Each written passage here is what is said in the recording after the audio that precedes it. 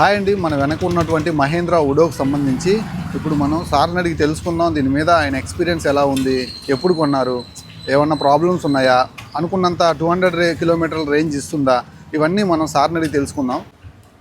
Sir నమస్తే. Sir నమస్తే sir, మీ పేరు? నా పేరు నెప్పల్లి వసంత కుమార్ సార్. సో సార్, మీరు ఎంత సార్, మీ ఏజ్ ఎంత ఉంటుంది? నాది 65 సార్. 65 ఉంటుంది సార్. ఇప్పుడు ఈ వెహికల్ కొని ఎన్నాళ్ళు అవుతుంది సార్? నేను కొని ఇది 6 నెలలు అయింది సార్. 6 months అయింది వెహికల్ కొని. దీని ముందర నేను డీజిల్ ఆటో 10 సంవత్సరాలు తోలే. Okay. Bajaj diesel. Okay. Second hand లో కొని. ఓకే. అది రిపేర్లు వచ్చి సౌండ్ యూనిట్ తలనొప్పి వచ్చి ఓకే అది లాస్ట్ లో మీరు 30,000 అడిగారు. అది కాటాకి ఇచ్చి పారేసి క్యాటరింగ్ లో అవి ఉంటాయి నాకు. ఓకే. ఇది కొన్నాను. ఇప్పుడు హ్యాపీగా ఉంది నాకు. ఈ వెహికల్ తోట సార్? అసలు ఎంత సైలెన్స్ గా ఉందంటే మైండ్ ఫ్రెష్ గా ఉంటుంది. ఓకే, ప్రశాంతంగా ఉంది సార్. ఫస్ట్ డీజిల్ ఆటో తోలేటప్పుడు వెళ్ళినా వద్ద ఆలోచించేవాడిని. ఓకే. వద్దకి ఇచ్చేవాడిని. ఇప్పుడు ఈ ఆటో కొంచెం 5 బయలుదేరిపోతుంది. ఓకే సార్, 6 నెలలు అంటున్నారు కదా, ఫుల్ ఛార్జ్ చేయడానికి ఎంత సమయం పడుతుంది సార్ ఇది? సార్ నాకు 4.5 గంటలు పడుతుంది. నైట్ పెట్టేసి వదిలేస్తారా? నైట్ లో నేను 3 రోజులకు ఒకసారి పెడతాను. ఓకే. అంటే 3 బండి ఆపేస్తా సార్.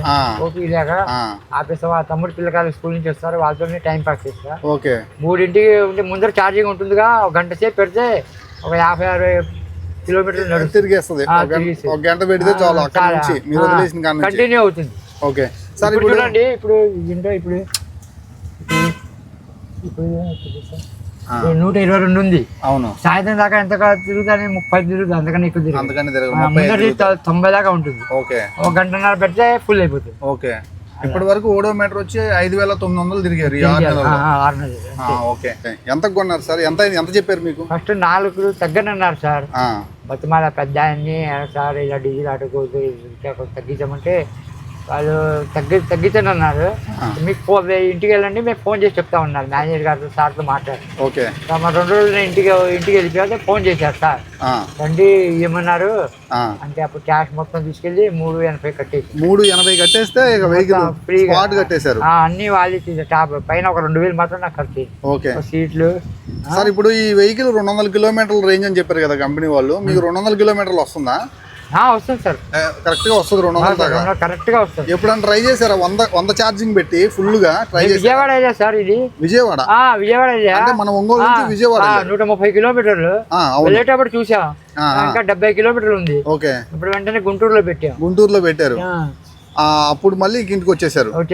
సో ఈ పెద్ద ట్రావెల్ చేశారు, మీరు లాంగ్ ట్రావెల్ చేశారు. ఎక్కడన్నా ఇబ్బంది ఉందా? ఒక్కనే డ్రైవ్ చేయాలి, మా తమ్ముడు కూడా ఇద్దరు కలిసి చేశారు. అంటే మీకు ఎక్కడైనా ఇబ్బంది ఉందా బండి నడిపేటప్పుడు? క్యాటరింగ్ ఉంటాయి మా తమ్ముడికి. క్యాటరింగ్ చక్కగా విశాలంగా ఉంది, గట్టిగా ఉంది.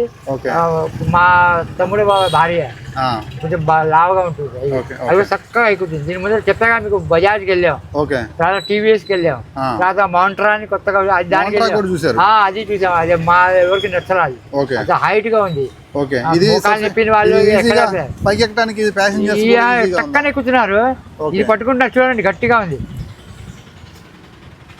ఇంకా గట్టిగా టక్కనే ఎక్కుతున్నారు బాబు. Okay sir. ఇంకా లోపల వెనకమాల కూర్చున్న ప్యాసింజర్స్ ఎలా ఫీల్ అవుతారు ఈ బండిలో?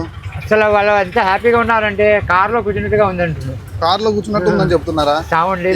ఇక్కడ సామాన్ అయ్యి పెట్టిన కాడ ఇప్పుడు కాళ్ళు పెట్టుకున్న తర్వాత ఇంకా సామాన్ పెట్టుకోవడానికి కూడా ఖాళీ ఉంటుంది. ఖాళీగా ఉంది.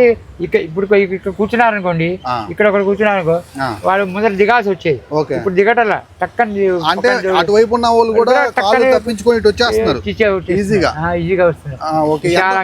ఎంతమంది ఎక్కిస్తారు సార్ మీరు? నేను మాక్సిమం 6. మీతో కలుపుకొని 6. ఇవాళ పొద్దున 6 ఎక్కారు పినాకి. అంత లోడ్ మీద ఉన్నప్పుడు బండి పర్ఫార్మెన్స్ ఏమైనా మీరు ఒక్కళ్ళే తోలేటప్పుడు ఎట్టుందో బండి లోడ్ మీద కూడా 65 ఏళ్ళు నాకు సార్. అవును. అయినా చూడ అసలు బండి షేక్, ప్యాసింజర్ కూడా హ్యాపీగా ఉన్నారు. సో ఇంకా మీరు అడిగినట్టు అడిగారు నన్ను ఒక పొద్దున. ఓకే. ఇది మీ క్లచ్ బ్రేక్ అవి తొక్కుతా హ్యాండ్లింగ్ కానీ ఎక్కడైనా ఇబ్బందిగా ఉంటుందా? ఇప్పుడు దాకా 6 నెలలు కూడా ఏమి నాకు ఇబ్బంది లేదు, చాలా ఫ్రీగా. మన షోరూమ్ తీసుకెళ్ళి పాపం వాడే బ్రేక్ ఆయిల్ అవి పోతే మొత్తం సరి చేసి. ఓకే. 3 నెలలు బ్రేకింగ్ అది బాగుందా సార్? చాలా బ్రహ్మాండంగా ఉంది. బ్రేకింగ్ కూడా ఇబ్బంది లేదు, ఇందులో ఫాల్ట్ అనేది లేదు. మా లాంటి వాళ్ళకి అందరికి ఇదే కొనమని చెప్తున్నాను. ఓకే. ఇప్పుడు మీకు ఎవరన్నా ఇప్పుడు డీజిల్ ఆటో మీరు తోలేరు కదా, ఇప్పుడు మళ్ళీ కరెంట్ ఆటోకి వచ్చేసారు.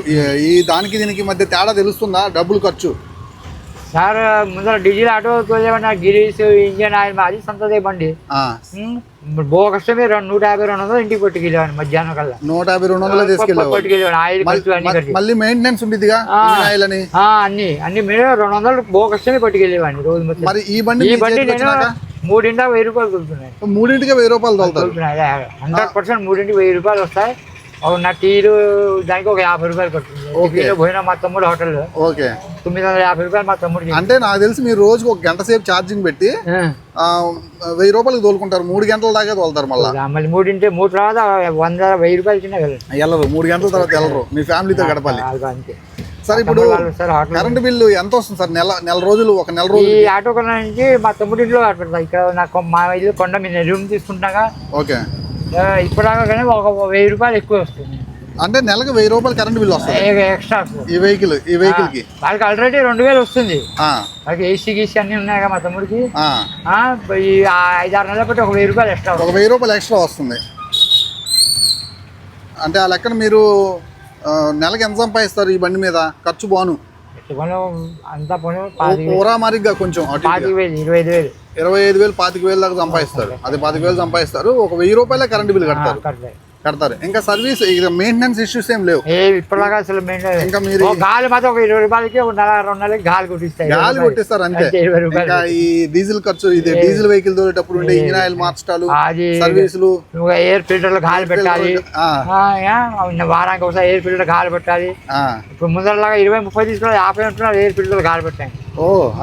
దీనికి ఏమీ లేవు. తలకాయ పోవట్లేదు. ఛార్జింగ్ ఒక గంట పెట్టడం ఇంటికి వెళ్ళి పడేస్తా హ్యాపీగా. ఓకే. గంట సేపు ఛార్జింగ్ మిషన్ కూడా బాగుంది, చక్కని ఎక్కుతుంది. ఓకే సార్, ఫైనల్ గా మీరు ఇప్పుడు ఎవరైనా మీ దగ్గరికి వచ్చి డీజిల్ బండి కొనాలా లేకపోతే ఈ కరెంట్ బండి కొనాలా, అందులో మహేంద్ర కొనాలా అంటే మీరు ఏం చెప్తారు వాళ్ళకి? సార్ ఇప్పటిదాకా నన్ను కనీసం 100 మంది అడుగుంటారు ఈ ఆటో స్టేషన్ నా ఎక్కిన వాళ్ళకి. దాంట్లో ఆటో వాళ్ళు నేను చెప్పిన 10 మంది ఆటో కూడా కొన్నారు. ఓకే. నెంబరు మా స్టేషన్ కాడే 3 కొన్నారు. నీ కొన్నాదా పోటీ? మీరైతే నన్ను అడిగారు అన్ని. మీరేం చెప్పారు? మొన్న కింద నెల 2 కొన్నారు. ఓకే. వాళ్ళు కూడా మహేంద్రాని కొన్నారు. మీరేం చెప్తారు వాళ్ళకి? ఏం చెప్పారు? మహేంద్రాని కొనండి, డీజిల్ బండి వద్దు, అది ఎక్కడన్నా ట్రబుల్ లేదు డీజిల్. ఓకే. ఫ్యూచర్ లో కొంచెం జాగ్రత్త పడాలి, డబ్బులు దాచుకోవాలంటే ఈ బండి తీసుకోవటమే. సార్ థ్యాంక్ యూ అండి, చాలా మంచి ఇన్ఫర్మేషన్ ఇచ్చారు. మీకు ఈ ఏజ్ కి మీరు ఇంకా స్టిల్ వర్క్ చేస్తున్నారంటే మీరు మాలాంటి చాలా మందికి ఇన్స్పిరేషన్. ఇప్పుడు సార్ చూడండి, నేను 4 రోజుల తర్వాత ఇవాళ బండి తీసాను. నాలుగు జ్వరం నాకు. ఓకే. జ్వరం ఇవాళ చీనా వద్దన్న. ఆ డీజిల్ బండి అయితే తీసేవాడిని కాదు, ఈ బండి హ్యాపీగా ఉంది. ఆరోగ్యం అంటే జ్వరం ఉన్నా కానీ మీరు ఈ బండి తగ్గిపోయింది, టాబ్లెట్ తగ్గింది. ఇప్పుడు కొంచెం హుషారుగా ఉంది. Thank you. అదే డీజిల్ బండి అయితే వారం రోజులుగా లేచేవాడిని కాదు. థ్యాంక్ యూ అండి, చాలా మంచి ఇన్ఫర్మేషన్ ఇచ్చారు. Thank you very much.